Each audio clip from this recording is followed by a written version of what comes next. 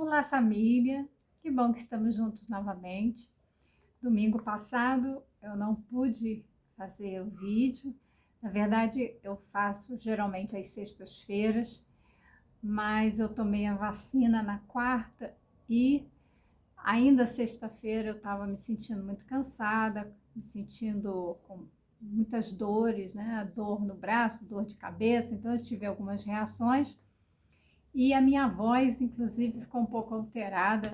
Não sei se é porque eu acabei dormindo numa posição por causa da dor no braço e dormi de boca aberta, não sei. Mas, infelizmente, não deu. A dor realmente só foi passar no domingo. Mas pensei muito em nós, nosso trabalho. Estou fazendo muitos estudos e acho que a gente pode enriquecer bastante esses nossos encontros. Hoje, o capítulo 7, né, da nossa obra aqui, Educadores do Coração, ele fala do poder do amor. E só falar nesse título, Poder do Amor, dá margem para a gente falar inúmeras coisas, gravar aí inúmeros vídeos, porque esse é o tema principal, né? A questão do amor, a lei do amor. E ele resolveu trazer Lucas, né? O Evangelho de Lucas, a parábola do filho pródigo. Essa passagem, né, de Lucas, capítulo 15, versículo 23 e 24, ele menciona: Mas o pai ordenou aos seus criados: trazei o vitelo mais gordo, matai-o e comendo festejemos, porque este meu filho estava morto e voltou à vida. Tinha se perdido e foi encontrado.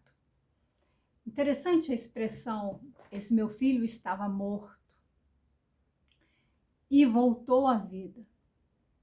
Porque o filho de fato não morreu. Então, do que se trata essa morte?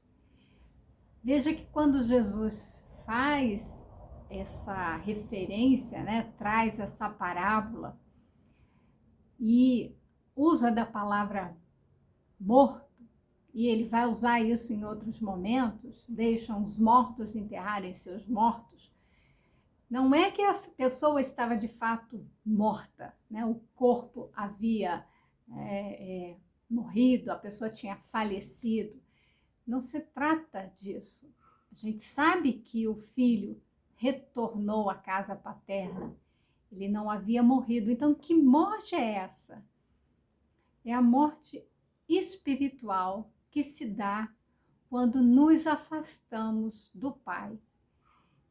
Esta parábola, ela é muito importante para a gente discutir essa questão, né, da relação do pai com o filho. E entenda que pai, né, na parábola é o pai que tem dois filhos, então não é só do filho pródigo, mas é do outro filho também, esse filho que permanece com o pai, mas ele não tem um vínculo de afeto, né? Ele tem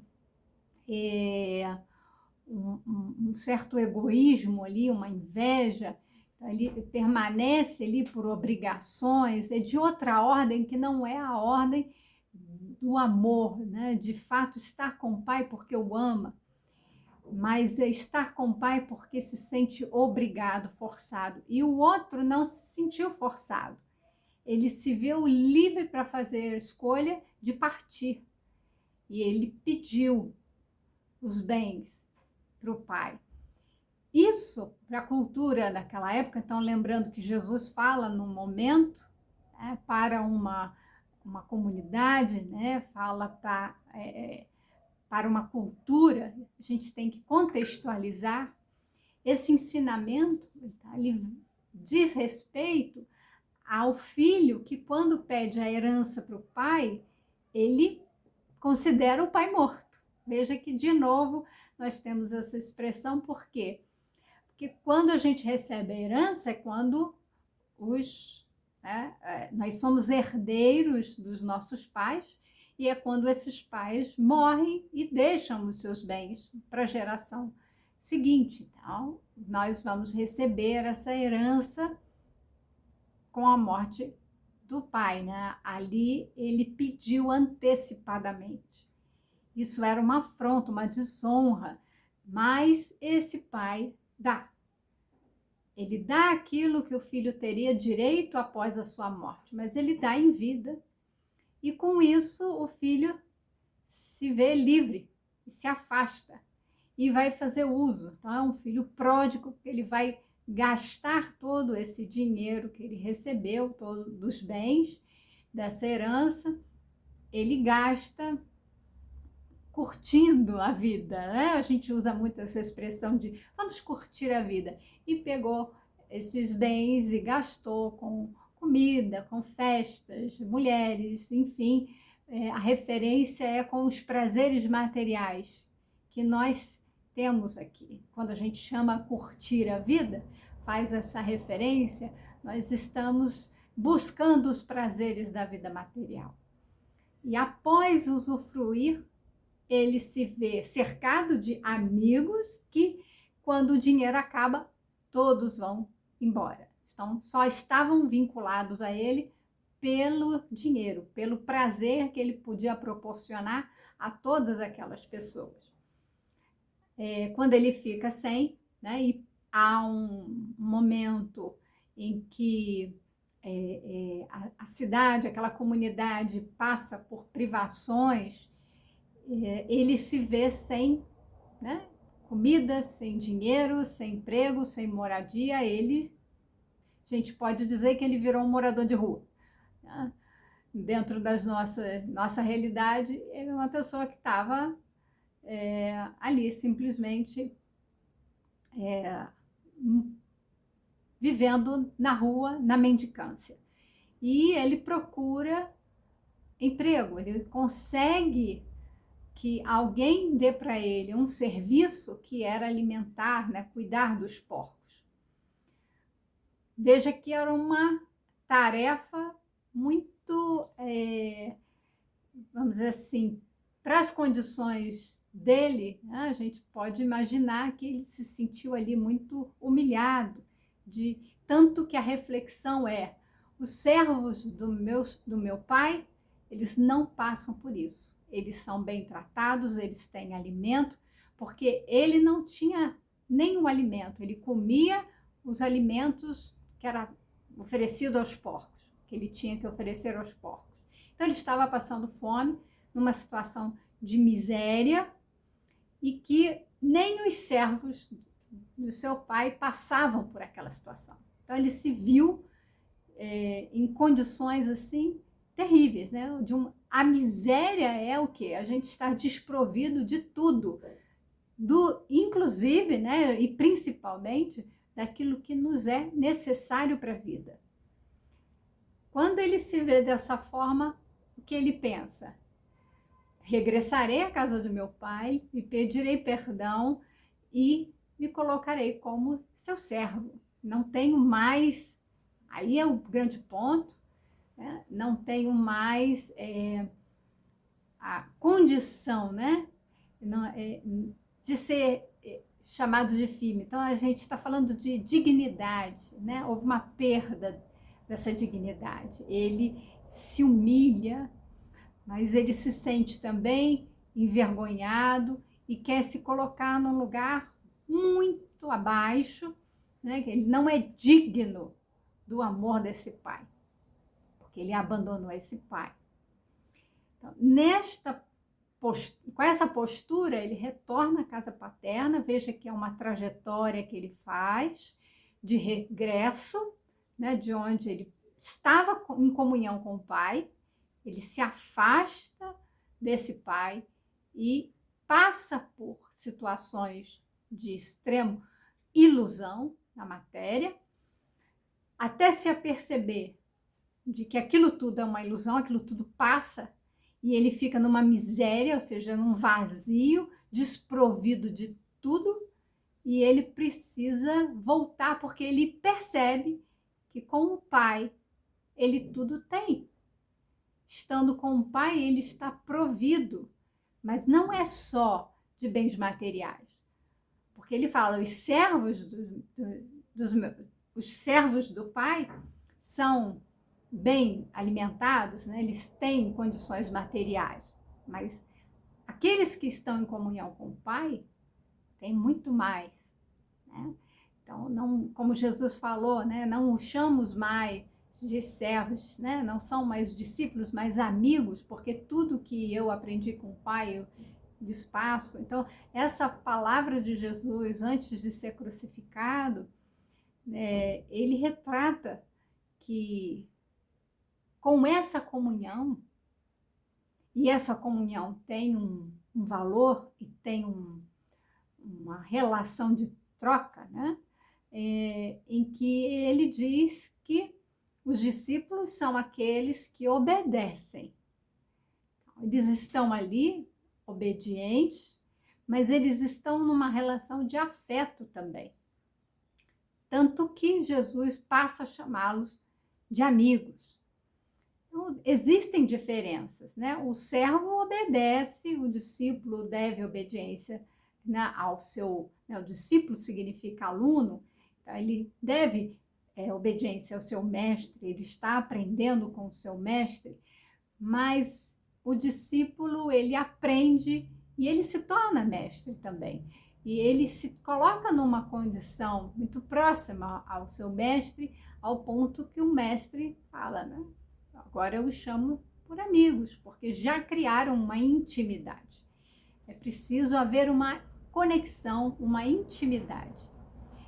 Se a gente pensar nessa parábola, transpondo ela para a educação parental, nós estamos falando de conexão com Deus e estamos falando de conexão com as pessoas.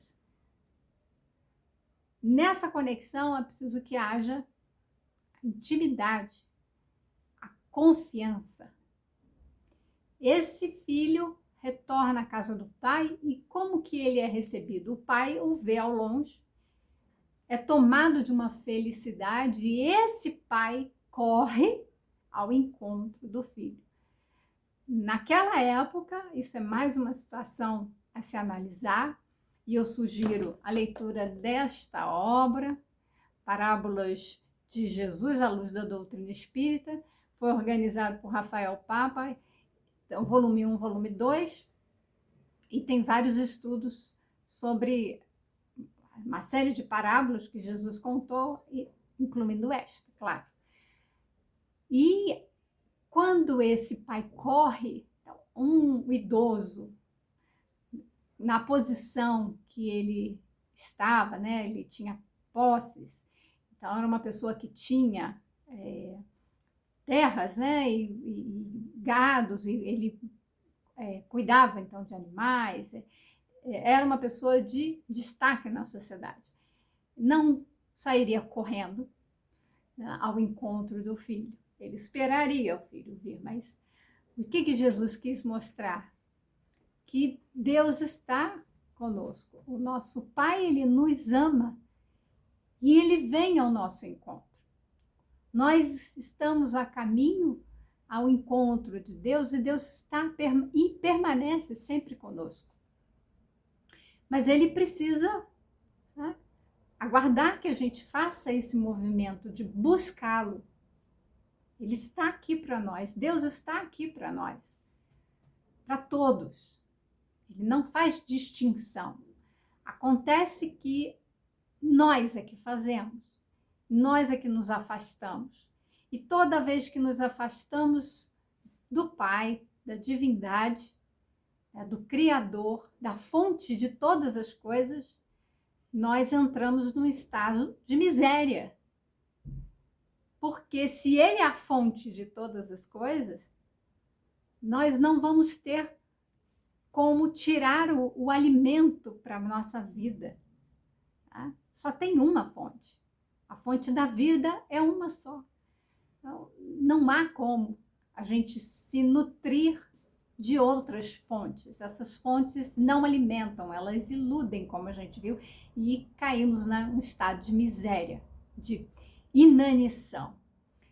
esse filho regressa, o pai o encontra com imensa alegria e diz exatamente isso, que o filho que estava morto nasceu, né? Volta à vida. Voltou à vida. Que vida é essa? Não é desencarnar para regressar à vida espiritual, como eu já falei da morte, né? Não é nesse sentido, mas é a vida verdadeira, que é a vida espiritual que nós temos que levar enquanto encarnados. Então, a gente não precisa desencarnar para ir para o plano espiritual, para viver a vida espiritual, no plano espiritual.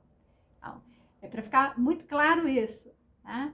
Estávamos mortos para a vida espiritual, embora sejamos espíritos e estejamos encarnados para viver uma vida de quê? De amor. A vida espiritual, ela deve ser pautada nas leis divinas. Quando nós vivemos em conformidade às leis divinas, nós estamos em comunhão com Deus. Nós estamos sorvendo dessa fonte. E esse filho regressa, então ele se identifica, ele entra em comunhão com esse pai, se identificando agora como filho desse pai, como um filho de Deus. E busca essa fonte de amor. Ele precisa, né, despertar. A gente usa muito essa expressão do despertar da consciência.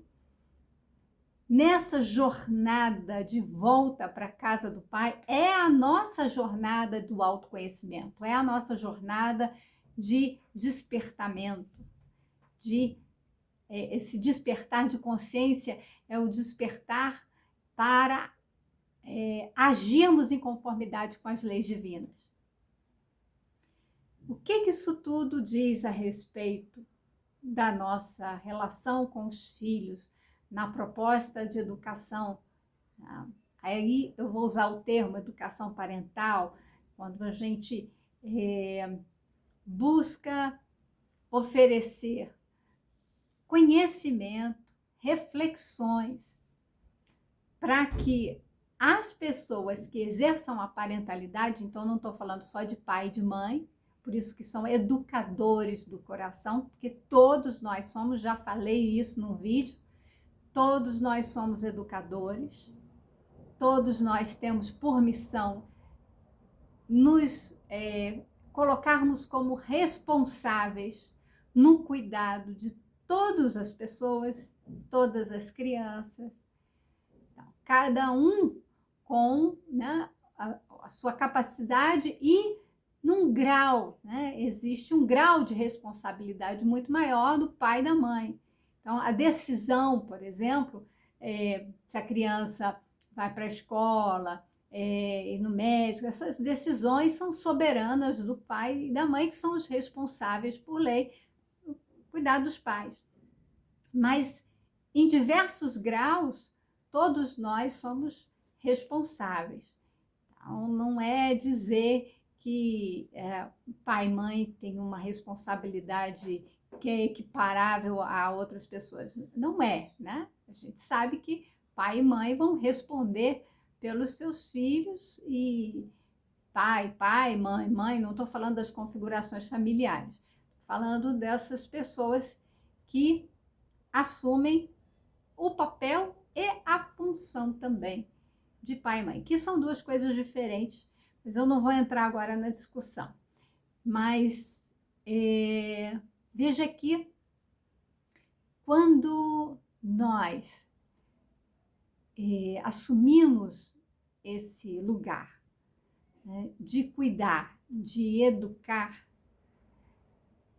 nós precisamos ter o conhecimento de como se dar esse processo. O pai ali, o criador, ele, a gente sabe, né? Ele congrega toda essa força, essa fonte de alimento, né? De amor, aquilo que vai nos nutrir. E nos nutre de todas as formas. nós precisamos estar ali, junto, em comunhão com esse Pai, nos nutrindo do que Ele nos passa, que Jesus falou, né? A respeito da lei do amor, e mais tarde com a doutrina dos espíritos, o Espírito de Verdade fala do quê? Que espíritas, amai-vos e instruí-vos. Então nós temos esses dois elementos. É preciso amar e é preciso conhecer. Então não basta amar os filhos. A educação, ela, né? A educação parental significa que esses pais vão buscar ser fonte desse alimento, né? Fonte que vai instruir, que vai passar o conhecimento e fonte de amor. Nós precisamos ser fonte. Por isso que Emmanuel fala das asas. Nós, para evoluirmos, precisamos da asa do conhecimento, da sabedoria, né? E do amor, para equilibrar o nosso voo. Nós desenvolvemos o cognitivo, nós precisamos desenvolver o afetivo, né, o sentimento. Isso deve caminhar junto.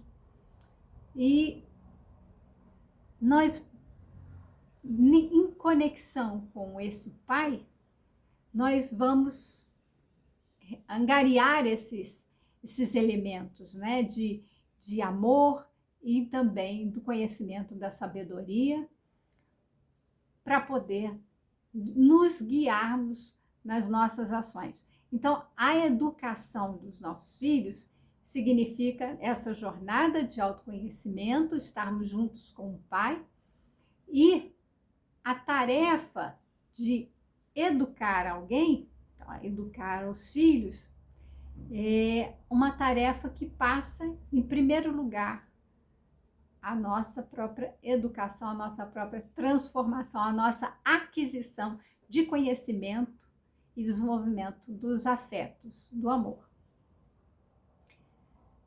É uma parábola muito bonita, muito rica, que a gente podia explorar bastante, mas eu vou deixar né, essas reflexões para que a gente possa entrar no capítulo 8, discutindo os nossos tropeços, vamos dizer assim. Né?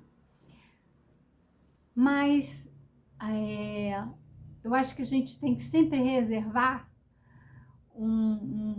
uma palavra de confiança e de esperança. A nossa tarefa não é fácil.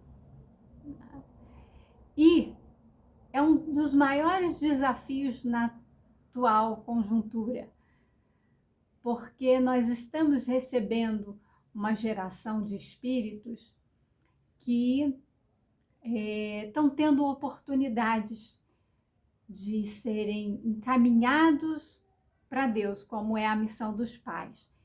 Entenda que encaminhado para Deus, encaminhado para essa fonte de vida, essa fonte rica de valores. Então, é transmitir valores, aquilo que é importante na vida, não é a curtição, né? A gente usa essa expressão, então, não é importante ser o melhor da turma, ser competitivo, para, numa performance, conseguir um bom emprego, um destaque. Isso são valores que a sociedade alimenta, ela sustenta isso. Você vai matricular um filho na escola e muitas vezes o que se coloca, se oferece para os pais e para aquela criança é: aqui nós preparamos o seu filho para o futuro, ele aqui vai se preparar para o vestibular, para ele poder ser bem-sucedido, passar nas melhores faculdades e ser um profissional com destaque, com sucesso, prosperidade, se associa essa palavra com um sucesso no âmbito material, físico, né? Profissional. Mas nós precisamos entender que nós precisamos preparar o nosso filho para a vida, e vida de relação. Muitos estão em sofrimento hoje por conta da nossa dificuldade de nos relacionarmos, da nossa dificuldade de sair do lugar do ego aqui, né, da centralidade dos meus próprios interesses e caminhar ao encontro do outro, no sentido de compreendê-lo, ter empatia, compaixão, de respeitar, de considerar as divergências, né? Saber ouvir, acolher. Muitas vezes, nossas palavras, até bem intencionadas, estão muito voltadas ao próprio interesse do que o cuidado com o outro. Então, nós estamos parecendo com o segundo filho que aparece na parábola, porque ele se revolta com o retorno do irmão. O irmão que pediu a herança, que foi embora, gastou tudo e depois voltou e foi bem recebido por aquele pai. Ele que esteve ali ao lado do pai, não teve sequer, né, um animal para poder abater e comemorar com seus amigos, que é a queixa dele. E agora o pai faz isso por conta daquele irmão. E ele fica de fora da casa, não quer entrar na casa do pai, não quer comungar com o pai e com aquele irmão. Muitas vezes nós fazemos isso, olhamos para os nossos interesses e condenamos o comportamento do outro. Mas o pai ama os dois filhos. E o pai convoca para que estejamos todos juntos. Então nós podemos ser o filho que partiu, mas podemos ser aquele filho que se diz estar ao lado do pai, mas não está. Está ali porque ali ele tem ganhos. Ele busca satisfazer seus interesses. Ele quer ser premiado, ele quer ser reconhecido, mas ele não faz nada além do que sua obrigação. Nós estamos em várias posições aí, nessa jornada de evolução. Nós vamos pensar em vários momentos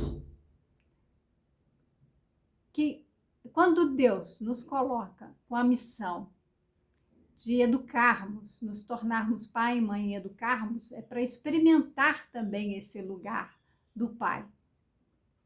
Experimentar esse lugar de alguém que vai amar incondicionalmente, que vai reconhecer os erros dos outros, reconhecer a fragilidade daquele ser que está junto de nós. Então, vamos experimentar esse lugar de poder perdoar, compreender, ouvir, acolher, mas, sobretudo, amar. Então, vamos deixar essa reflexão para o dia de hoje, para que a gente entenda esses lugares, né? Essas funções todas, que numa simples parábola há muita riqueza, há muito o que se pensar, de que nós estamos em momentos ali como o filho que saiu de casa, num outro momento o filho que tem interesse é invejoso, em outro momento nós nos colocamos nesse lugar de pai amoroso, mas ainda circulamos em alguns papéis ainda com muita fragilidade. Mas Jesus nos ensinou e Jesus está caminhando conosco para que a gente aprenda cada vez mais. Eu espero que essa parábola tenha tocado corações de vocês, se aprofundem na leitura, no estudo dela e desejo um ótimo domingo, uma excelente semana Eu vou propor um vídeo meio que para compensar esse outro domingo que eu não fiz, dar uma entrada aqui no capítulo 8 para a gente se aprofundar um pouquinho mais. Até o nosso próximo encontro. Deus nos abençoe.